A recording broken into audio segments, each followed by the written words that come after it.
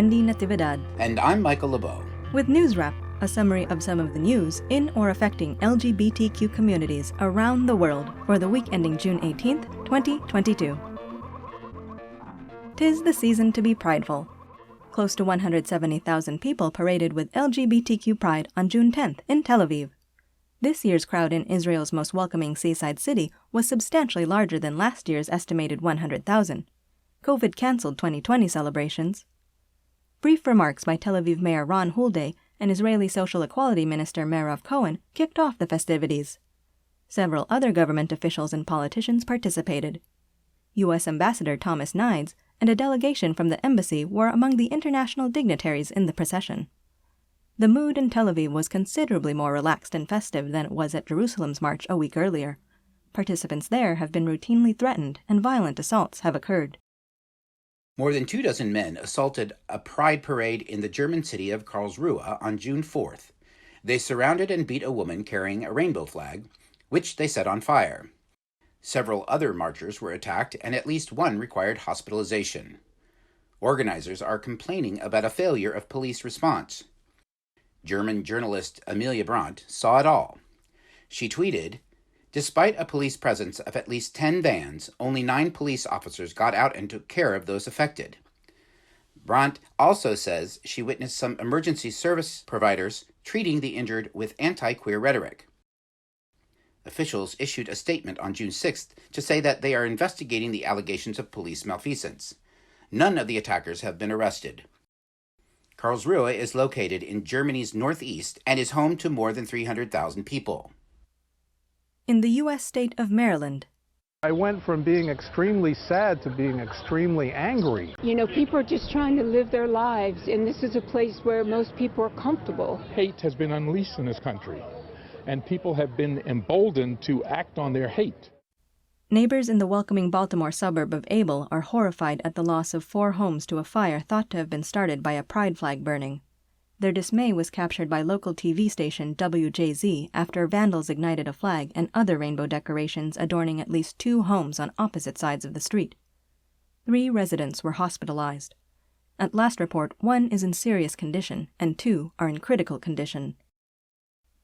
Police officials have yet to declare these to be hate crimes. They will only say that they are investigating a case of malicious burning.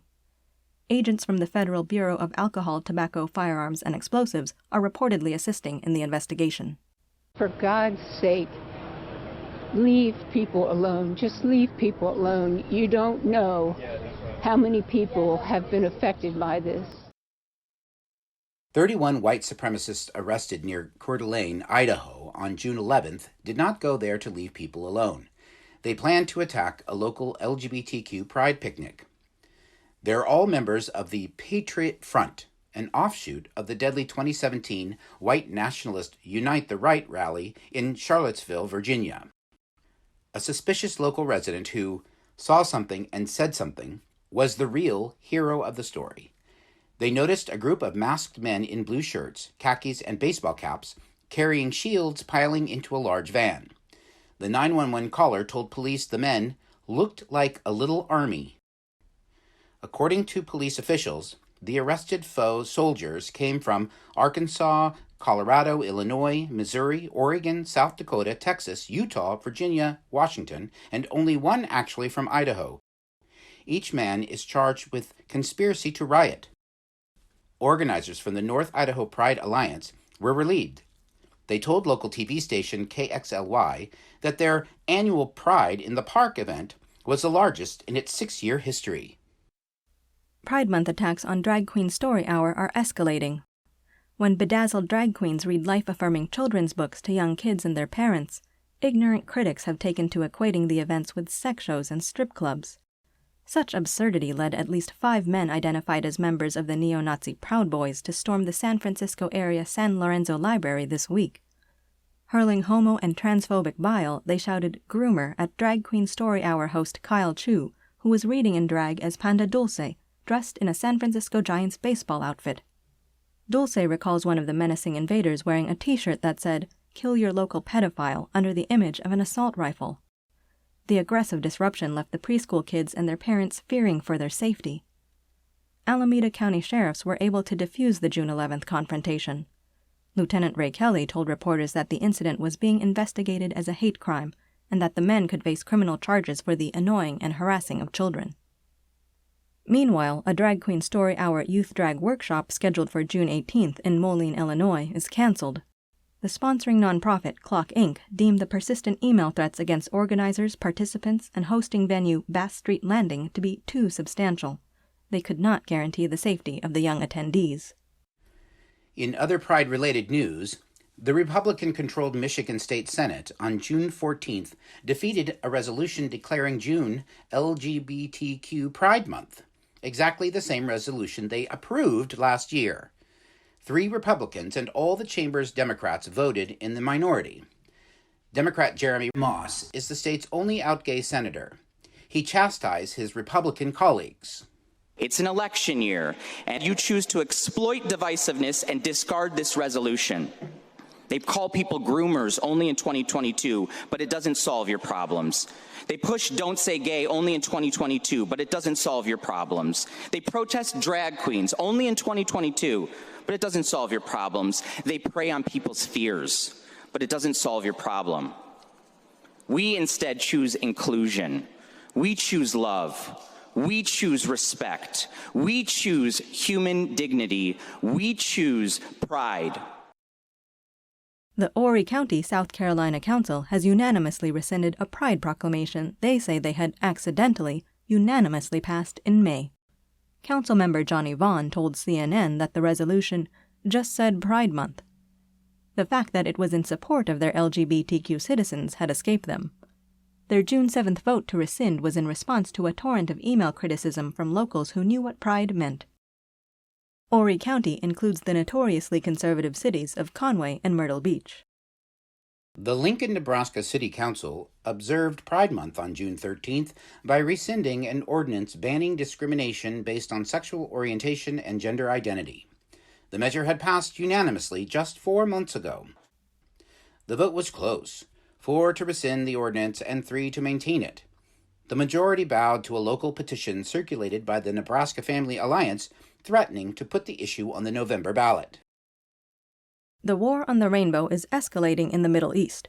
Kuwait summoned Ambassador James Holtzsnyder earlier this month to complain about the U.S. Embassy's celebration of Pride Month in queer-supportive social media posts.